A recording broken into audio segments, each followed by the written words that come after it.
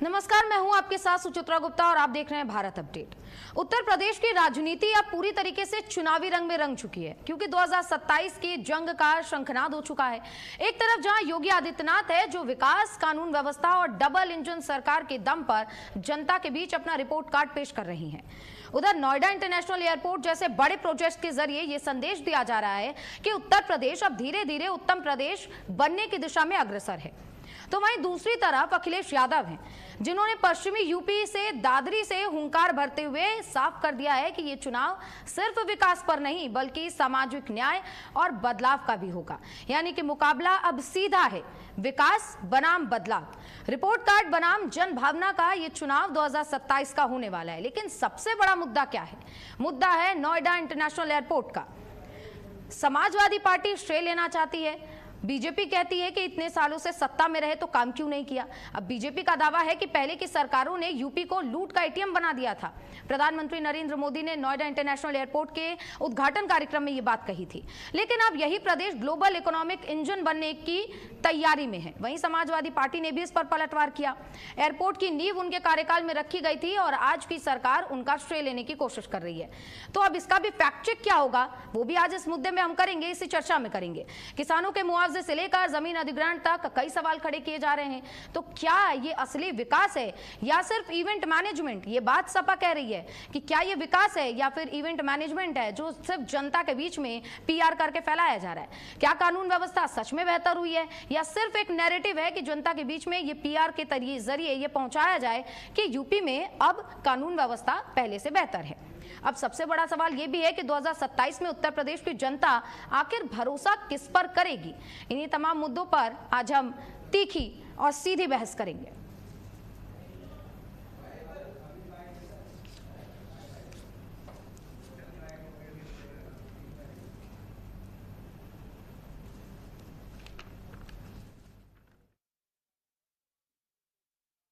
आदरणीय प्रधानमंत्री जी का विजन है।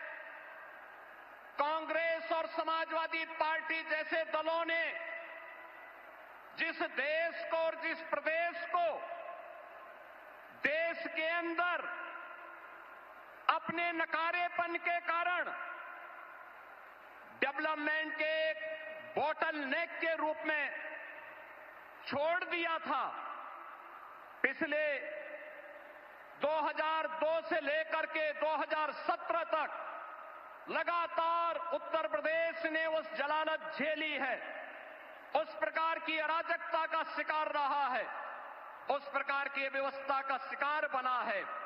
देश ने और पिछले 9 वर्ष के अंदर उत्तर प्रदेश ने एक डबल इंजन की सरकार आने के उपरांत जो स्पीड पकड़ी है, आज वह बॉटल नेक से ब्रेक थ्रू के रूप में अपनी एक नई पहचान को सबके सामने प्रस्तुत कर रहा है।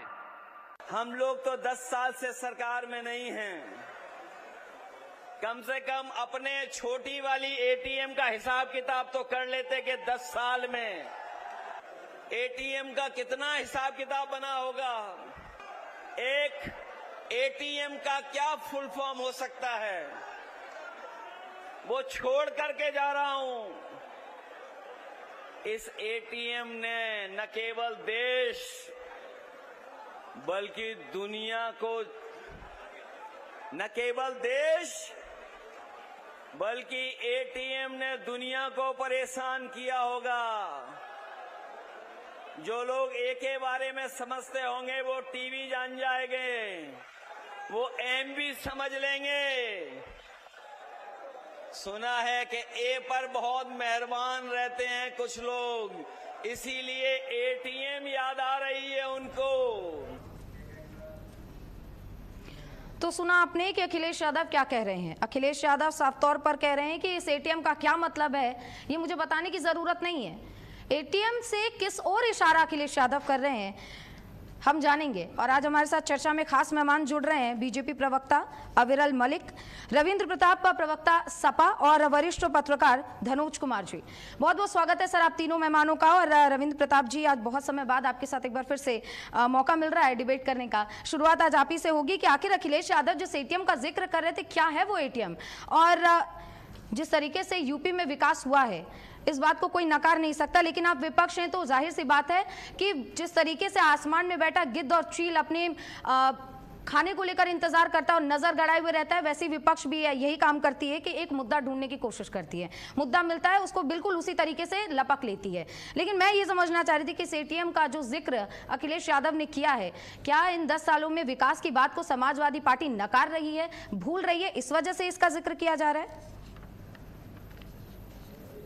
मैडम सर, प्रथम तो आपके उस टिप्पणी की निंदा करता हूं जिसमें आपने विपक्ष को गिद्ध और चील कहा।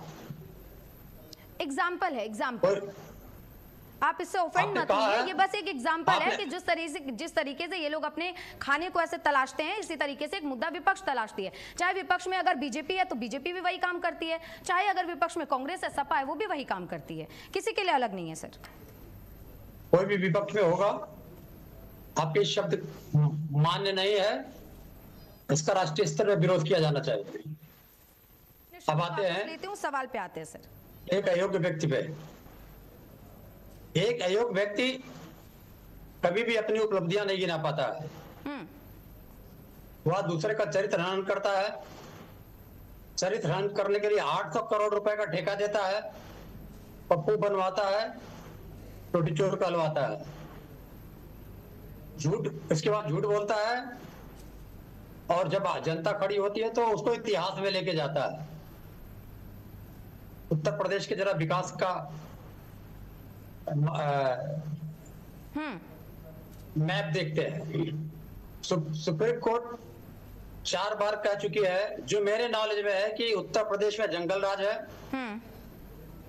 यहाँ के अधिकारियों को अगर अवमानना प्रक्रिया में शामिल ना किया जाए तो हमारे निर्देश को, मतलब सुप्रीम कोर्ट के निर्देश को नहीं मानते हैं। फिर इसके नीचे जो सबसे बड़ी इकाई आती है जो भ्रष्टाचार पर नजर रखती है, उसको कैग बोलते हैं जी। अभी कैग की रिपोर्ट जो पड़ी है, वित्त मंत्री ने बजट सत्र के दौरान, उस कैग रिपोर्ट में खुलासा किया गया है कि यूपी सीडा ने जमीन आवंटन में भारी घोटाला किया हुआ है। फर्जी दस्तावेजों के आधार पे, ये उत्तर प्रदेश के वित्त मंत्री बोल रहे हैं, कैग रिपोर्ट के अनुसार फर्जी दस्तावेजों के आधार पर जमीनों का आवंटन हुआ है। 1.04 लाख वाली कंपनी को 300 करोड़ की परियोजना के लिए जमीन दे दी गई। उसी रिपोर्ट में वित्त मंत्री जी पढ़ते हैं कि आयुष विभाग में हॉस्पिटल संचालन पे दवाओं की खरीद में कैग ने कहा है कि भारी गड़बड़ी हुई है। कैग रिपोर्ट जब पिछली वाली आती है तो उसमें प्रयागराज जी में करीब 250 करोड़ रुपए का घोटाले का आरोप लगाया जाता है। फिर अवैध खनन में कैग रिपोर्ट लगाती है कि 269 मतलब मोटा 270 हेक्टेयर क्षेत्र में अवैध खनन हुआ। ठीक है, ये यूपी सरकार की ठीक है। तो मतलब रविंद्र प्रताप सिंह, आप ये कह रहे हैं कि जितने घोटाले हुए हैं, जितने भ्रष्टाचार हुए हैं, सारे के सारे सिर्फ बीजेपी की सरकार में हुए और अखिलेश यादव की सत्ता के दौरान ऐसा कुछ भी नहीं हुआ, आप ये कह रहे हैं? बिल्कुल नहीं हुआ। ठीक है, इसका जवाब ले लेते हैं। विरल जी, सुन ही रहे हैं आप कि ऐसा कुछ नहीं हुआ है पिछले 10 सालों में। इस तरीके से जो घटनाएं हुई है, कैग रिपोर्ट आया है, कानून व्यवस्था बिल्कुल ठप है, सारी चीजें अब निकलकर सामने आ रही है, और आप चुनाव में आके आगे बढ़कर कह रहे हैं कि कानून व्यवस्था बिल्कुल दुरुस्त है, पहले जंगल राज था, गुंडा राज था, अब हमने इसको दुरुस्त कर दिया है। किस आधार पर आप अब ये दावा कर रहे हैं? क्योंकि एनसीआरबी की रिपोर्ट तो कुछ और ही कह रही है। देखिए, जहां तक विषय एक तरीके से उत्तर प्रदेश हो या देश का कोई भी राज्य हो जहां भारतीय जनता पार्टी सरकार है, हमारा यही मुख्य रूप से उद्देश्य रहता है कि जो प्रदेश की जनता है उसे अच्छा लॉ एंड ऑर्डर मिले, बेहतरीन कानून व्यवस्था रहे और कठोर कार्रवाई अपराधियों पे, बलात्कारियों पे, गुंडों पे, माफियाओं पे रहे। यही हमारा मेन मोटिव और मकसद रहता है और हर सरकार का यही होता है, होना चाहिए। हमारा ये मानना है। जहां तक विषय एक तरीके से संविधान का, तो निश्चित रूप से अगर संविधान की बात कर जाए, कानून की बात कर जाए, नियमों की बात कर जाए, बिल्कुल स्पष्ट है अगर कोई अपराध करता है तो उसके विरुद्ध लीगल एक्शन होना चाहिए, कठोरतम कार्रवाई होनी चाहिए, और उत्तर प्रदेश में होती है, ऑन ग्राउंड होती है। किसी जिले में अगर कोई भी अपराध करता है तो निश्चित रूप से कठोरतम कार्रवाई उसके विरुद्ध की जाएगी, ये हमारा स्पष्ट मानना और की जानी चाहिए। और किसी जाति, पंथ, संप्रदाय, मजहब इसके आधार पर किया जाना चाहिए, पर हो नहीं रहा है। दोनों में अंतर है ना विरल जी? नहीं, देखिए मैं वही चीज कह रहा हूँ, होना चाहिए और हो रहा है। और जहां तक विषय एक तरीके से ग्राउंड का 75 के 75 जिले उत्तर प्रदेश की अगर बात करें, चाहे सारी जनता हमारे लिए एक तरीके से समान है, इक्वल है, चाहे वो किसी भी राजनीतिक दल का सपोर्टर हो, नेता हो, पदाधिकारी हो, जनता का कोई भी व्यक्ति हो, कितना भी बड़ा हो, छोटा हो, वो सब हमारे लिए इक्वल है।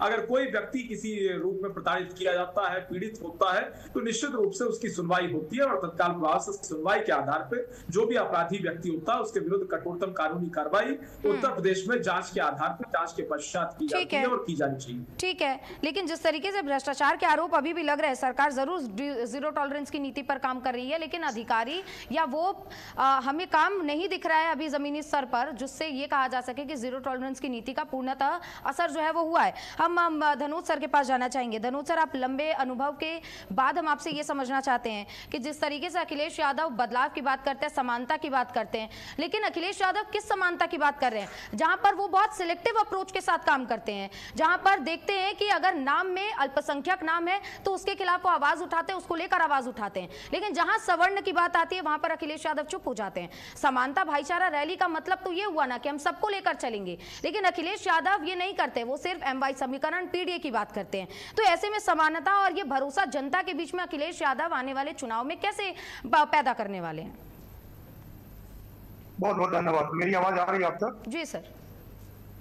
जी, सबसे पहले भारत अपडेट के जितने भी दर्शक है उसको मेरा नमस्कार और आपके पूरे टीम को नमस्कार। 2 लाइन से शुरुआत करूंगा जी। जहां ठहर जाती थी कभी विकास की उड़ान, जहां ठहर जाती थी कभी विकास की उड़ान, आज वहीं से लिख रहा भारत नहीं पहनता। देखिए, पॉइंट ऑफ व्यू जो है, पॉइंट ऑफ जनता का व्यू, अगर उसके नजर से आप देखेंगे तो 2 सरकारें, मान लीजिए सपा की और भाजपा बीजेपी। एटीएम मतलब अखिलेश टीम मैनेजमेंट, समझ गया? अखिलेश टीम मैनेजमेंट क्या होता था और मैंने उनको कहा, लेकिन सवाल ये होता है कि जनता क्या कहती है। तो मैं पहले जनता के बीच से बोल देता हूँ, क्योंकि यूपी में घूमने का मौका मिला, देखने का मौका मिला दोनों सरकारों। क्योंकि मैं मुलायम सिंह यादव जी जब गाजियाबाद में एक हॉल का उद्घाटन करने आया था तो ये पत्रकार में वहां उपस्थित था, लेकिन नोएडा नहीं पहुंचे। वहां लोगों ने उनसे कहा कि गाजियाबाद तक आप आ गए, नोएडा क्यों नहीं जा रहे? फिर कभी जाएंगे। इसका मतलब जानते, कोई भी मुख्यमंत्री नोएडा जाने से डरता था, उनको डर लगता था, भय लगता था। ऐसे में इबादत जो है कि जब अखिलेश यादव भी 5 साल हुए वो भी नोएडा नहीं आए, तो कहीं ना कहीं ये चीज जो है बहुत मार्केबल हो जाता है जनता की नजर से। जनता उन्हीं को अपना वोट देती है, उन्हीं को चुनती है जो नेता से उनके पास जो है बात करती। ऐसे में योगी आदित्यनाथ जी ने एक कायम किया, मिसाइल काम किया, उसने नोएडा जाकर वहां से लोगों को संबोधित किया, एक बार नहीं कई बार। पर रह गई बात यूपी में सेफ्टी को लेके बहुत बड़ा सवाल है। सेफ्टी का ये है कि जब अखिलेश यादव की सरकार थी तब के लोग में कितना भयावह था और अब के लोग में कितना भयावह। तो अब मैं देखता हूँ, मैं कल की बात कर रहा था बहनों में, कि रात को लड़कियां स्कूटी से जाती आती है, उसके माँ बाप को कोई भय नहीं। तो ये सब जो चेंजेज है सब नई इबादत है। ऐसे पत्रकार मैं बेबाकी से बोलता हूँ, जो लोग मेरे साथ टीवी डिबेट में बैठते वो जानते हैं कि कहीं ना कहीं अगर मान लीजिए चुनावी माहौल है, अगर 2027 में चुनाव होने वाला तो एक दूसरे पर आरोप प्रत्यारोप होता है। जैसा कि आपने कहा, अखिलेश यादव डायरेक्ट डंके के चोट पे कहा है कि पीडीए, वो कुछ जात को लेकर चलते, कुछ जात को छोड़ के चलते। वो तो कहते हैं कि मैं इनकी राजनीति करता, इनकी राजनीति नहीं करता, लेकिन बीजेपी कहती है सबका साथ, सबका विश्वास, सबका जो है ना, इन दोनों से बहुत सारी बातें कह देता है। ये देखने वाली बात ये है कि 2027 में जो अभी ये हलचल हो रही है, तो ये कहीं ना कहीं आप ये देखिए मैनेजमेंट क्या कहता है। राजनीति में 2 बहुत महत्वपूर्ण, एक जो कहते हैं जात के नाम पर वोट नहीं मांगते, लेकिन जात के नाम पर वोट मांग देते हैं। योगी जी है, योगी जी तो जात पात को वो कहते हैं कि मैं तो आपा हूँ, में होता है तो जात पात से कोई लेना देना। लेकिन राजनीति इसमें जाति जाती है। राजनीति का मतलब ये कि जाति जाति नहीं, चाहे कोई भी नेता हो। अभी तक कोई भी ऐसा नेता पैदा नहीं हुआ है जो नेता जात पात से नेता जात पात के से सबमिट करता हूँ। कोई भी मुस्लिम ही क्यों ना, किस जाति के चुनाव की बात। सर यही सवाल तो यही उठता है ना कि जब बात हम विकास की करते हैं तो हमें देखना होगा पुराना डेटा भी कि पुराने सरकारों ने क्या किया है, और पिछले जिस तरीके से 11 सालों से केंद्र में इस वक्त बीजेपी की सरकार है, केंद्र की सरकार है और प्रधानमंत्री नरेंद्र मोदी लीड कर रहे हैं, उस दौरान से क्या विकास हुए हैं। हम हर जगह बात करेंगे, चाहे वो कानून व्यवस्था को लेकर हो, चाहे विकास को लेकर हो, लेकिन विकास को लेकर बीजेपी काम कर रही है, विकास के पथ पर उत्तर प्रदेश आगे बढ़ रहा है, इसको नकारना राजनीति में इतना जरूरी क्यों हो गया है। रविंद्र सर, आप जिस तरीके से आप कह रहे हैं कि बिल्कुल विकास नहीं हुआ है, कानून व्यवस्था लचर है, बिल्कुल ठीक है, आपकी सारी बात एक्सेप्टेड है, लेकिन काम को आप इस तरीके से अगर इग्नोर करेंगे या तमाम चीजों को अगर आप इग्नोर करेंगे, आज ही सीएम योगी का एक बयान भी आया कि कुर्सी हमेशा साथ नहीं रहती है, यानी कि ये बात तो सबको पता है कि कुर्सी आज इसकी है कल उसकी होगी, लेकिन इस तरीके से आरोप प्रत्यारोप जनता को आप अपने भरोसे में कैसे लेंगे, क्या रणनीति है आप लोगों की। कुर्सी हमेशा हाथ में नहीं रहती, तो विधानसभा में वैसी भाषाओं का प्रयोग नहीं किया जाता है जिससे प्रजातंत्र तार तार हो जाए। अब विकास की बात कर रही है उत्तर प्रदेश का, एक बार फिर से विकास का रोड मैप। सर आप भाषा की बात कर रहे हैं, सर आप यदुनंदन वर्मा के बारे में भी इसी बात पे कमेंट कर दीजिए। कुछ बयान तो आपकी तरफ से कुछ आया नहीं, ना पार्टी की ओर से कोई एक्शन लिया गया। अभी उस पर डिबेट करनी है या अभी जिस पे आप करवा रहे हैं? सर जब आप शब्दों की मर्यादा की बात करते हैं तो सर शब्दों की मर्यादा तो सपा के जितने नेता हैं उनको भी ध्यान रखना चाहिए, और ये सर किसी पार्टी से जुड़ा, ये सर किसी पार्टी से जुड़ा हुआ, मैं आपसे इस पर जवाब चाह नहीं रही हूँ। भगवान श्री राम और माता कौशल्या को लेकर जो अभद्रता की गई है उस पर तो एक बयान आप दे ही सकते हैं नेशनल टेलीविजन पर बैठकर। एक डिबेट करवा लीजिएगा भाषा की मर्यादा पे, भगवान राम और भगवान माता सीता पे भारतीय जनता पार्टी क्या बोलती है। दो चीज बता दे रहा हूँ। भारतीय जनता पार्टी बोलती है कि भगवान राम अवैध संतान है, माता सीता टेस्ट ट्यूब बेबी है। सर मैं आपसे जस्टिफिकेशन नहीं मांग रही हूँ, मैं आपसे एक जवाब मांग रही हूँ कि आपके नेता ने जो अभद्रता की है उस पर आप क्या कहेंगे। बीजेपी क्या कहती है, बीजेपी नहीं क्या कहती है, जब वो चर्चा का विषय बनेगा तब हम करेंगे। ये चर्चा का विषय है, आप शब्दों की जब मर्यादा की बात करते हैं तो उस पर भी तो बात करना होगा ना। तो मुझे लगता है कि भाषा की मर्यादा पे एक डिबेट करिएगा, कोई यूनिक डिबेट होगा पूरे वर्ल्ड, मेरे साथ कर लीजिएगा। कर लेंगे सर, जरूर कर लेंगे, लेकिन अभी तो एक कमेंट कर दीजिए ना सर, जनता सुन रही है। अभी विकास खत्म हो गया आपका,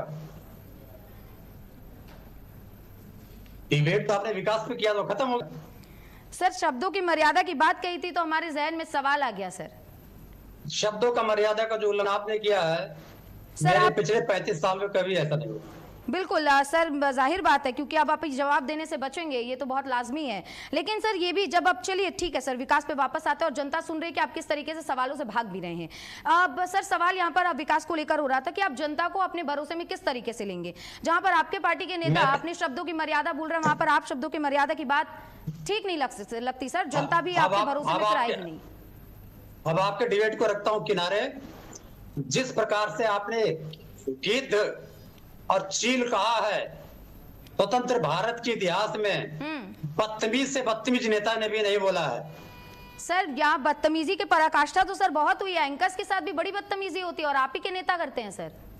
मैंने नहीं किया, मेरी बात करिए सर। आपके नेता की जिम्मेदारी, आपके पार्टी की जिम्मेदारी तो आप ही लेंगे ना। आप प्रवक्ता बनकर आए हैं। मैंने ऐसा कभी भी नहीं सुना 55 साल के इतिहास में। जो सबसे खराब शब्द सुना है मुल्ला सर, ये आपके लिए तो बोला ही नहीं ना सर, आपके लिए तो बोला ही नहीं है, तो एक एग्जांपल दिया, चाहे वो बीजेपी के लिए हो चाहे वो सपा के लिए हो। अब आप इसको खुद पर्सनल ले रहे हैं तो इसमें मेरी गलती नहीं है सर। मैंने तो माफी भी मांग ली सर। सर ये कहिए, मैंने तो अपने शब्द भी वापस ले लिए, लेकिन आप तो यदुनंदन वर्मा की बात तो भाग रहे हैं। मैडम मैं आपके कहने से नियंत्रित नहीं होऊंगा सर। शो मेरा है, डिबेट मेरी है सर, तो आपको चलना तो मेरे हिसाब से ही पड़ेगा। माफी चाहूंगी सर, इतना तो आपको करना पड़ेगा। आपको ज्ञान नहीं है, बहुत कम उम्र की होंगी आप। इस पृथ्वी पर किसी का कुछ नहीं है। अभी नरेंद्र मोदी का देखिएगा, हिटलर ने भी यही कहा था जो आपने कहा है। हिटलर ने भी यही कहा था, जर्मनी हमारी है, जर्मनी की जनता हमारी है, ऐसे कहा था जैसे आपने कहा। ठीक है सर, क्योंकि डिबेट मेरा ऐसा शो मेरा है तो मैं ही बताऊंगी ना सर कि कौन बोलेगा, किससे सवाल करना है। अब अगर आपको ये लगता है कि इसको डिक्टेटरशिप कहते हैं तो सर अब इसमें मैं कोई राय अपनी नहीं देना चाहूंगी। सवाल पे आते हैं सर, क्योंकि मुझे लेके चर्चा तो हो नहीं रही है, यूपी की जनता सुन रही है, यूपी की जनता आपको भी सुन रही है। सुन लीजिए अब 1 साल के अंदर ये ना डिबेट आपका रहेगा ना ये चैनल आपका रहेगा, कहीं और रहिएगा आप। सर वो मैटर ही नहीं है ना, वो तो मैटर ही नहीं है, समय है परिवर्तित होता रहता है सर, ये मैटर ही नहीं है। कौन सी भाषा सिखा दिया गया आपको? मतलब ऐसा आप बोल रही हैं? नहीं सर, ये मैटर नहीं है सर, मैटर ये है कि आप विकास के मामले में कैसे जनता को भरोसे मिलेंगे। तब विकास के मामले में आप बात ही नहीं करना चाह रही हैं और मैं बार बार विकास की बात कर रहा हूं। ठीक है सर, आप भरोसे में जनता को कैसे लेंगे? सुनिए जरा, बीजेपी का विकास, 30 रुपए पाने वाला शहरी व्यक्ति 27 रुपए पाने वाले गांव का व्यक्ति अमीर है, गरीब नहीं है। ये बीजेपी का विकास है। पूरे भारतवर्ष में सबसे कम प्रति व्यक्ति आय है 7,000 रुपया सालाना। ये बीजेपी का, सॉरी 7,000 रुपया महीना, ये बीजेपी का विकास है। 25 करोड़ में से 15 करोड़ रुपए सरकारी राशन पर टिके हुए हैं, ये बीजेपी का विकास है। सबसे कम प्रति व्यक्ति आय है, सबसे कम प्रति व्यक्ति जीडीपी है, 9 लाख करोड़ रुपए उधार है। बताओ, आपके ऊपर भी हमारे ऊपर भी ऑयल बॉन्ड भी तो छुड़ाए 40,000 गए हैं। ऑयल बॉन्ड जो था इतना बड़ा कर्ज था देश के ऊपर, वो भी तो खत्म किया गया ना सर। जहां पर आप अच्छी चीजों बुरी चीजें देखेंगे वहां पर आपको अच्छी चीजें भी देखनी होंगी। अविरल जी, आप इतने देर से सुन रहे हैं और आप पर सिर्फ एक ही आरोप लग रहे हैं कि आप विकास का बिल्कुल भी यूपी में नहीं हुआ है, बिल्कुल भी यूपी में विकास नहीं हुआ है। आप इतने देर से सुन रहे हैं सर, आपका इस पर मैं आपकी प्रतिक्रिया इस पर चाह रही हूँ।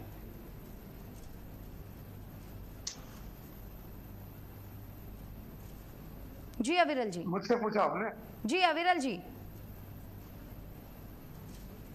जी नहीं, देखिए जहां तक विषय एक तरीके से जो आज का मुद्दा है, जो आज का टॉपिक है, मैं समझता हूँ बिल्कुल स्पष्ट है। उत्तर प्रदेश में हमारी सरकार है, भारतीय जनता पार्टी की सरकार है, योगी जी लेड गवर्नमेंट है और मजबूती के साथ जो आपने कहा जीरो टॉलरेंस वाली बात, निश्चित रूप से जीरो टॉलरेंस की जो पॉलिसी है उसी के आधार पर उत्तर प्रदेश की सरकार चल रही है। और अगर किसी प्रकार से कोई बड़े से बड़ा अधिकारी हो, कोई IAS हो, IPS हो, PPS हो, PCS हो या किसी भी क्षेत्र का कोई कितना बड़ा अधिकारी हो, अगर एक तरीके से वो करप्शन करता है, भ्रष्टाचार को बढ़ावा देने का प्रयास करता है या कार्य करता है, घूसखोरी करता है, तो निश्चित रूप से उसके विरुद्ध एक तरीके से कठोरतम कार्रवाई होती है और होनी चाहिए। चाहे कोई कितना बड़ा अधिकारी हो, कोई किसी जाति का हो, किसी पंथ का हो, किसी संप्रदाय का हो, कोई व्यक्ति हो, कहीं का हो, किसी राजनीतिक दल से किसी का संबंध हो, और निश्चित रूप से ऐसे लोगों के विरुद्ध एक तरीके से कार्रवाई होनी चाहिए जो किसी प्रकार से करप्शन को बढ़ावा देते हैं, गलत कार्यों को बढ़ावा देते हैं। और जहां तक विषय एक तरीके से कानून का, तो सरकार अगर चलती है तो कानून के आधार पर चलती है, संविधान के आधार पर चलती है और मेन कॉन्स्टिट्यूशन ऑफ इंडिया है और उसके आधार पर चलना चाहिए और चल रहे हैं। ठीक है धनोज सर, क्योंकि अब आप सपा को भी सुन रहे थे, आप बीजेपी को सुन रहे थे आप, तो मैं सवाल दोहराऊंगी नहीं। मैं आप इन दोनों जो नेता यहाँ पर बैठे हुए हैं अपनी अपनी पार्टी का पक्ष जो रख रहे हैं, उनकी बात पर आपकी तरफ से मैं प्रतिक्रिया चाहती हूँ और आपका आकलन चाहती हूँ। जिस तरीके से विकास और बदलाव और अपमान की ये जो राजनीति इस वक्त हो रही है यूपी में और पूरे देश में भी, उस पर देखिए, सबसे बड़ी बात जो प्रवक्ता है उसको तो संयम रखना ही चाहिए। मैं इन दिनों देख रहा हूँ कि जितने भी प्रवक्ता वो अपना आपा खो देते हैं। कोई गिलास उठाकर फेंक देता है, कोई गाली गलौज कर देता है। अरे प्रवक्ता मतलब पार्टी की आवाज है, आप अपनी पार्टी का स्टैंड रख रहे हैं। मौका मिला है, बड़ी मुश्किल से सौभाग्य प्राप्त हुआ है कि आप एज ए प्रवक्ता किसी टीवी पर बैठकर अपने नेता के उन गुण और अवगुण का परिचायक बनते हैं। आप बताते हैं कि हमारा नेता आएगा तो क्या करेगा। देखिए, सपा की सरकार को भी जनता ने देखा और बीजेपी की सरकार को देखा, अगर यूपी की बात करें, लेकिन उसको रिपीट कर दिया। बहुत सारे लोग कहते थे, विपक्ष के लोग कहते थे कि बाबा रिपीट नहीं होंगे। अब वो देख रहे कि वो हैट्रिक मारने के लिए जा रहे, जैसे क्रिकेट में हैट्रिक होता है, वो हैट्रिक मारने जा रहा है। ये मैं नहीं कह रहा, ये जनता कह रही है। क्यों कह रही है? क्योंकि बाबा का जो एक अभी वायरल हो रहा है टीवी, छोटी छोटी बच्ची भी बाबा के पास यह जाके कहते हैं, बाबा का मतलब मेरा ये नहीं, आप ध्यान रखिए, मैं योगी आदित्यनाथ जी की बात कर रहा हूँ, उसको भी गलत संदर्भ मत कि बाबा के पास जाके बोलता है कि मुझे फलाना स्कूल में एडमिशन कराओ, मुझे पढ़ना है, और वो देखते हैं हंसी मजाक और उसका एडमिशन होता है। आप देखिए बाबा को कि जानवर का भी ख्याल रखते हैं, वो घंटों ऐसे हाथ पर लेकर दाने, कहीं जो हमारे राष्ट्रीय पक्षी उनके आगे, कहीं गाय भैंस के आगे, ये कहीं ना कहीं मैसेज जाता है कि उनका जो इतिहास है, उनका जो काम करने का तरीका है, वो जनता और मानव के प्रति बहुत ही दया रूपी। अगर मान लीजिए, अगर हम बात कर ले कि शिव चर्चा में ही लोग जाते हैं, जैसे कांवर लेने जाते हैं, उसमें फूल की बारिश होती है। और अगर मैं कह दूं क्राइम को लेकर, तो जितने भी मुस्लिम क्राइम के दाता थे, मुस्लिम, मैं डायरेक्ट बोलता हूँ, जितने भी यूपी में मुसलमान गुंडे, चोर, लुच्चे, लफंगे थे, उन सबों को बाबा ने मिट्टी में मिला दिया। बिल्कुल। और इसको लेकर वहां बहुत सारे लोगों ने विवाद भी खड़ा किया। हालांकि विवाद करना विपक्ष का काम है, लेकिन सत्ता उसी को मिलता है जिसकी भाषा में लहजा हो, जिसकी भाषा में गुणवत्ता हो, जिसकी बोलने के तौर तरीका में शालीनता हो, जिसके आचरण में व्यवहार हो।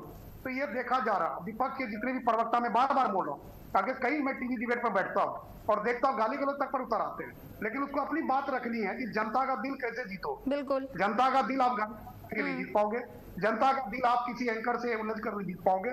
जनता का आप दिल तभी जीतोगे जब एंकर के हार्ड से हार्ड सवाल का भी जवाब दोगे, क्योंकि प्रवक्ता का काम ही है कि अगर उस पर बौछार भी हो रहा सवाल का, वो जवाब दे। और जो कहते हैं कि हम 35 साल 30 साल से प्रवक्ता बने हुए, तो उनको तो उनके ऊपर तो दायित्व ज्यादा बढ़ जाता है एक सीनेटरी का, कि वो अच्छे से सवाल जवाब को फेस कर सके और बातें कर सके, ताकि उसको सुनकर जनता उसके पार्टी को चुने और उसके नेता को वोट दे। जाहिर बात है, और सवाल तो उठेंगे भी ना सर, जिस तरीके से लगातार अखिलेश यादव पीडीए और एमवाई समीकरण की बात करते हैं। रविंद्र सिंह जी, एक बार फिर से आपके पास आ रही हूँ, और अब क्योंकि अखिलेश यादव पीडीए की बात करते हैं, आज से नहीं बहुत लंबे समय से पीडीए की बात करते हैं, फिर अखिलेश यादव समानता भाईचारा रैली भी करते हैं, तो वो समानता का भाव सवर्ण के मन में भी पैदा करना, वो भाव उनको वो भरोसा दिलाना कि अब अखिलेश यादव सबके लिए काम करेंगे, ये कैसे संभव हो पाएगा? समाजवादी पार्टी ऐसी है, समाजवादी विचारधारा ऐसी है जिसको वेदों में वसुधैव कुटुंबकम कहा गया है, ऐसा ही करती है।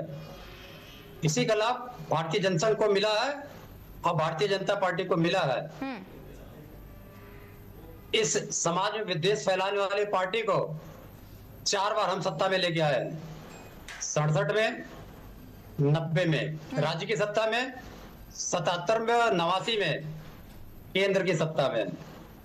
एक सज्जन वो बैठे हुए पत्रकार बन के मेरे ऊपर टिप्पणी कर रहे थे, वो आदित्यनाथ का दयालु इतिहास बता रहे थे। जरा दयालु इतिहास उनका सुन लीजिए।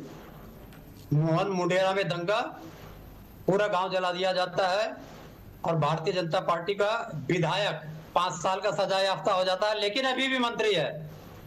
दूसरी दया किया था योगी आदित्यनाथ ने पचरुखिया में, जहां पर एक सिपाही की हत्या हो गई, वह यहां भी दंगा हुआ था।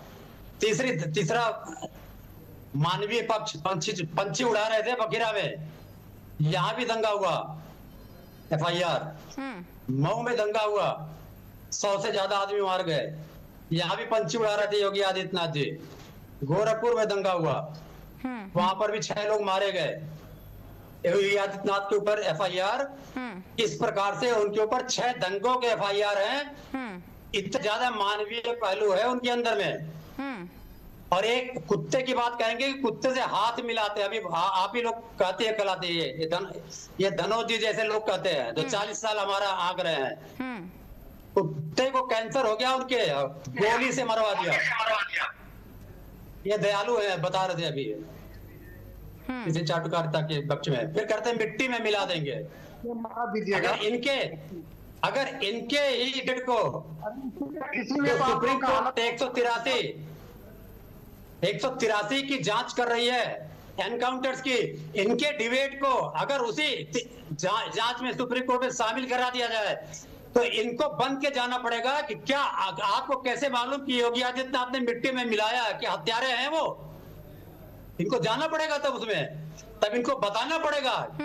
बताइए अविरल जी, कहा था डिबेट में, कहा था, जवाब दीजिए। लेकिन एक मिनट में बात हो रही थी डिबेट पे, अरे विकास पे, लेकिन ना तो धनोज को कुछ मालूम है, ना भारतीय जनता पार्टी प्रवक्ता ने बीजेपी पे कुछ बोला। मैं एक क्वेश्चन पूछ ले रहा हूं मैं, एक क्वेश्चन चाहिए, ध्यान रखिए। वो आश्रय स्थल कहाँ है? डिफेंस। अरे चुप रहिए, तमीज नहीं है बोलने की, आप चुप रहिए बोलने की, चुप रहिए।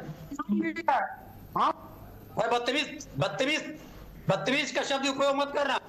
आपको ज्ञान है? अरे आपको ज्ञान है? अपने ज्ञान को अपने पास रखना, अपने ज्ञान को अपने पास रखना। ठीक है सर, आराम से बात कीजिए।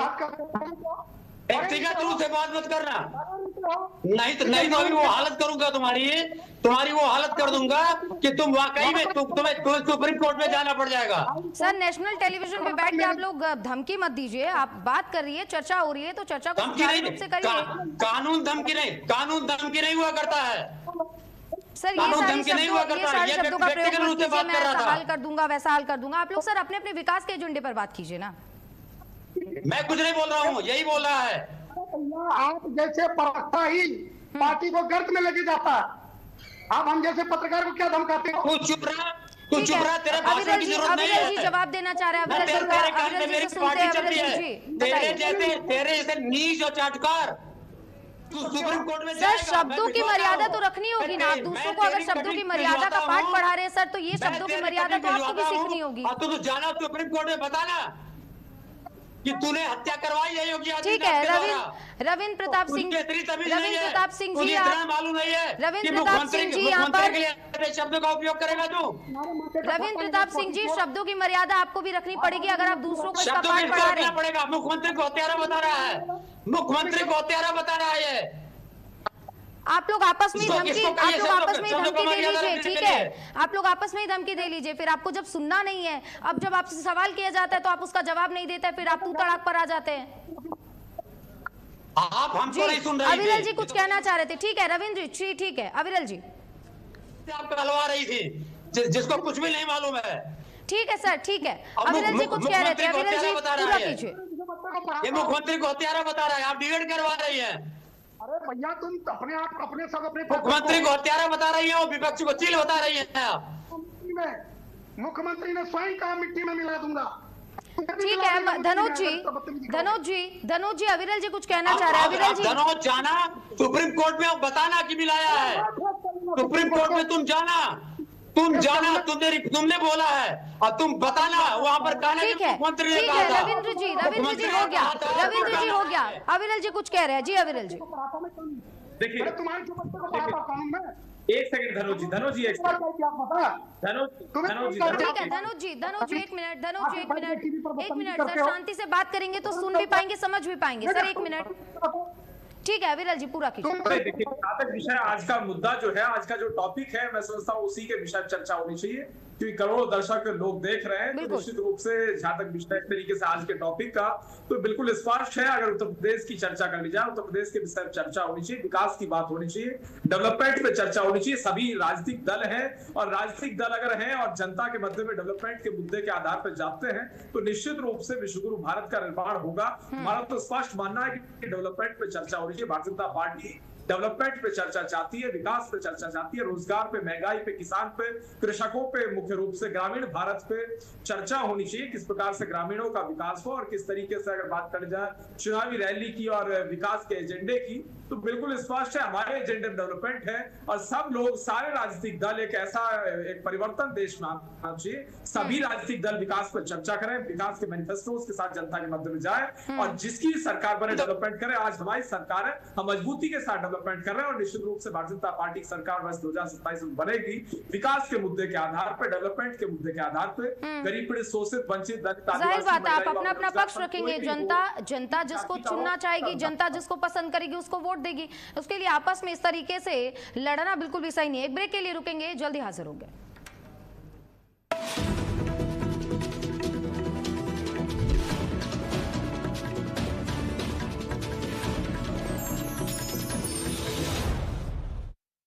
जब खबरें बनती हैं तो सच सामने लाने के लिए चाहिए एक बेखौफ आवाज,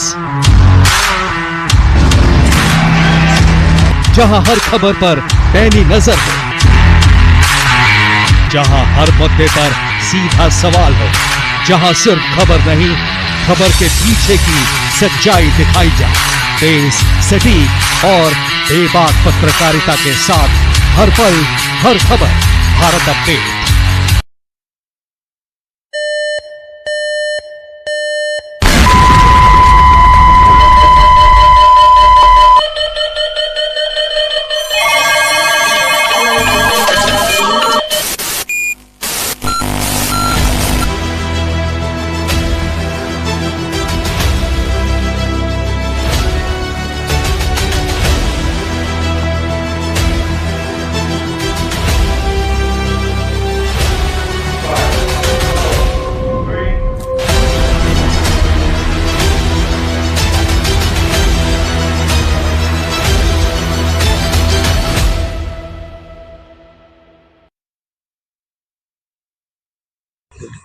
भारत अपडेट चैनल को मैं बहुत बहुत बधाई शुभकामनाएं देता हूं। भारत अपडेट न्यूज़ चैनल के शुभारंभ पर हार्दिक बधाई शुभकामनाएं। मीडिया लोकतंत्र का एक सशक्त स्तंभ है जो समाज को जागरूक करने और सही दिशा के लिए काम करता है। मैं बहुत बहुत बधाई शुभकामनाएं देता हूं।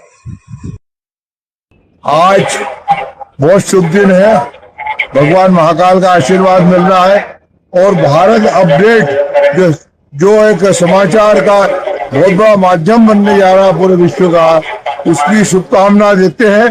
भगवान महाकालेश्वर भारत अपडेट को यश और कीर्ति प्रदान करता रहे और उसमें जुड़े हुए जितने भी लोग हैं वो देश सेवा में, राष्ट्र सेवा में आगे रहे। देखिए, मैं विवेक पाठक जी को भारत अपडेट की रिलॉन्चिंग पे शुभकामनाएं देना चाहता हूं, बधाई देना चाहता हूं और आपका नेटवर्क, आपका मीडिया तंत्र समाज की सच्चाई को दिखाने में अपनी भूमिका निभाए, ऐसी शुभकामनाएं।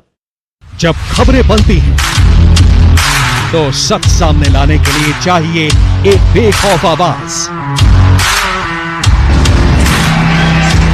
जहां हर खबर पर पैनी नजर हो, जहां हर मुद्दे पर सीधा सवाल हो, जहां सिर्फ खबर नहीं, खबर के पीछे की सच्चाई दिखाई जाए। तेज, सटीक और बेबाक पत्रकारिता के साथ हर पल हर खबर, Bharat update. Bharat update channel को मैं बहुत बहुत बधाई शुभकामनाएं देता हूं। भारत अपडेट न्यूज़ चैनल के शुभारंभ पर हार्दिक बधाई शुभकामनाएं।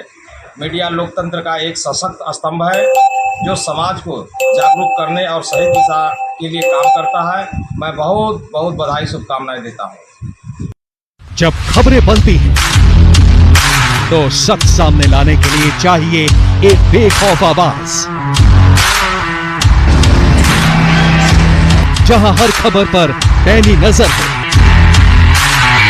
जहां हर मुद्दे पर सीधा सवाल हो, जहां सिर्फ खबर नहीं, खबर के पीछे की सच्चाई दिखाई जाए। तेज, सटीक और बेबाक पत्रकारिता के साथ हर पल हर खबर, भारत अपडेट। जय श्री राम आपको भी और आपके दर्शकों को भी। Bharat up to date channel जो लॉन्च होने जा रहा है, मैं आपको शुभकामनाएं देता हूं और इसमें आप निष्पक्ष देश के हित में जो बात है उसको दिखाएं, तो आपको बहुत बहुत शुभकामनाएं। जी नमस्कार, मैं मनोज तिवारी। भारत अपडेट के इस समाचार समूह के लॉन्चिंग पे मैं बहुत शुभकामना देता हूं और हमारे स्नेह कमल जी से जुड़े हैं विवेक पाठक जी को बहुत बहुत शुभकामनाएं। पूरी टीम को आप निष्पक्ष और निर्भीक समाचारों का एक केंद्र बने, यही हमारी शुभकामनाएं। जी नमस्कार, मैं भारत अपडेट चैनल की लॉन्च के ऊपर उनको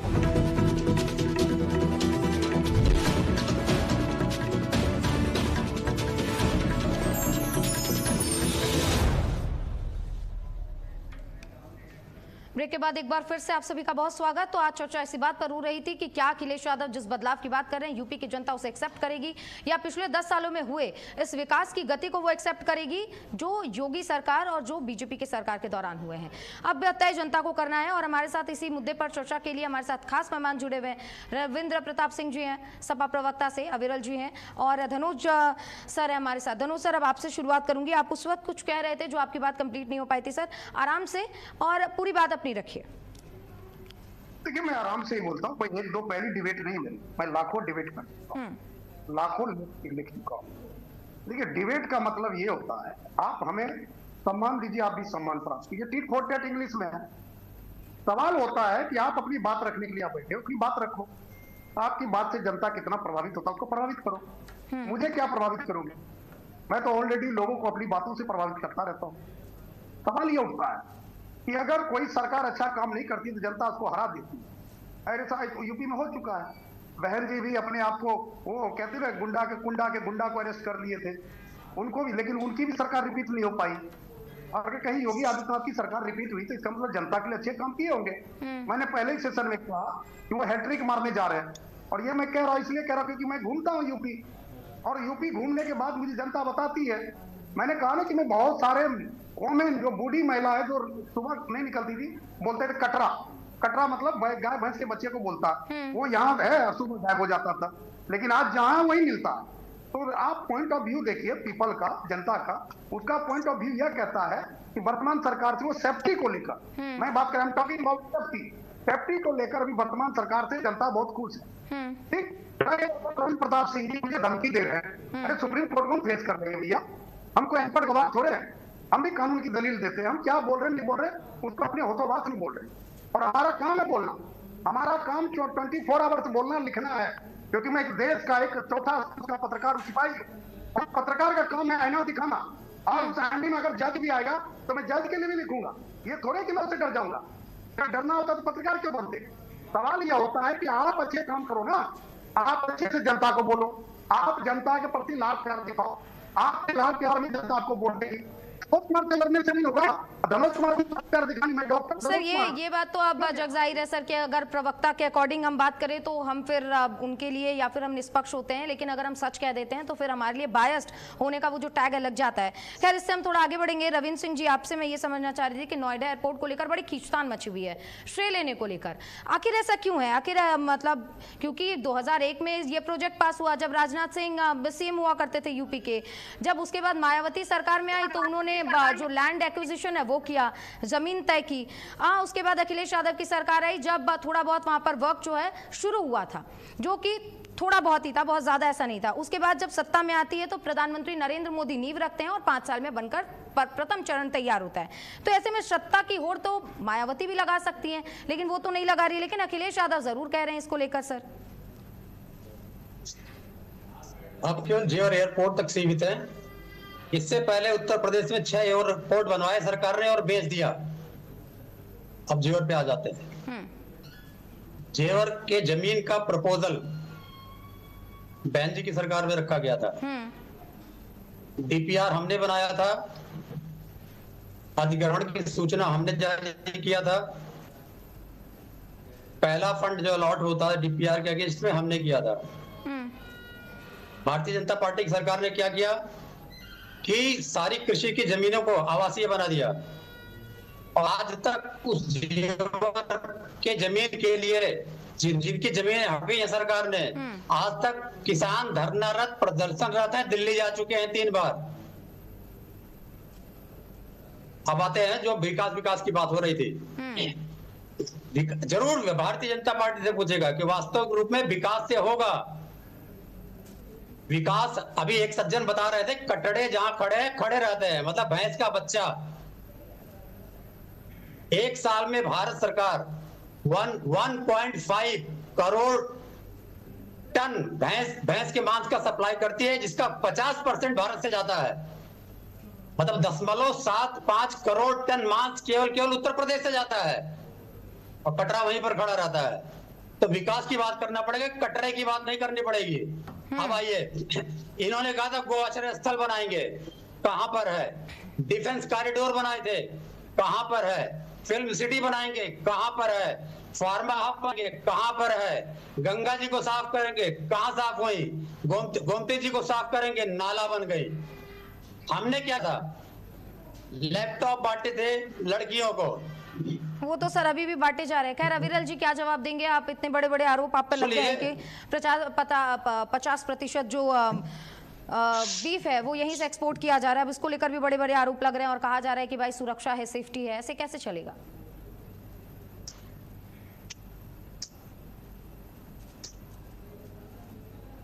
जी मेरी आवाज आप तक पहुंच पा रही है? जी देखिए, जहां तक विषय एक तरीके से जो नवीन जी ने भी सवाल उठाए और समाजवादी पार्टी के सवाल उठाए जा रहे हैं, निश्चित रूप से विपक्ष होने के नाते इनका अधिकार है सवाल करना, सवाल उठाना, विषय रखना, इसमें किसी रूप में कोई आपत्ति नहीं है। लेकिन जहां तक विषय हमारी सरकार का, तो बिल्कुल स्पष्ट है हमारा मकसद पूर्ण रूप से डेवलपमेंट का है। और अगर विकास की बात कर ली जाए, बिल्कुल स्पष्ट है हर क्षेत्र में विकास हो, एजुकेशन सेक्टर का डेवलपमेंट हो, हेल्थ सेक्टर का डेवलपमेंट हो, एग्रीकल्चर सेक्टर का डेवलपमेंट हो, टूरिज्म सेक्टर का डेवलपमेंट हो, इकोनॉमिक ग्रोथ हो। और उसके साथ साथ अगर उत्तर प्रदेश की बात की जाए तो उत्तर प्रदेश जनसंख्या के लिहाज से भी एक बड़ा स्टेट है और निश्चित रूप से पॉलिटिकली भी इंपॉर्टेंट स्टेट है। और उसके साथ साथ अगर उत्तर प्रदेश की बात कर ली जाए तो उत्तर प्रदेश का बिल्कुल स्पष्ट है। उत्तर प्रदेश में 75 जनपदों में किस प्रकार से विकास हो, गन्ना किसान का किस प्रकार से विकास हो, हर एक किसान का किस प्रकार विकास हो, इसकी चिंता निश्चित रूप से हमारी सरकार कर रही है। डेवलपमेंट ही हमारा मेन मकसद है और अच्छी एक तरीके से रोड कनेक्टिविटी हो, इन्वेस्टमेंट आए। और अगर इन्वेस्टमेंट की बात कर ली जाए तो प्राइवेट सेक्टर का इन्वेस्टमेंट कब आता है? प्राइवेट सेक्टर का इन्वेस्टमेंट 3 फैक्टर्स के ऊपर आधारित होता है।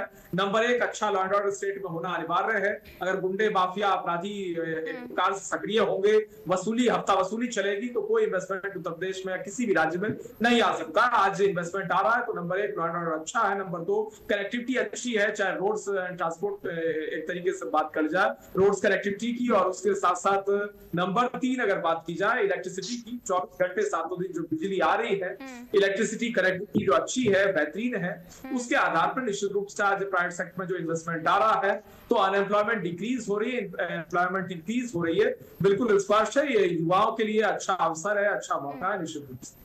बिल्कुल ठीक है धनोज सर, जैसे कि मैंने रविंद्र सर से सवाल किया कि काम तो थोड़ा बहुत मायावती ने भी किया था, मायावती जी ने भी किया कि उन्होंने लैंड एक्विजिशन करवाया था उसमें, लेकिन मायावती जी श्रेय लेने की होड़ में शामिल नहीं हुई।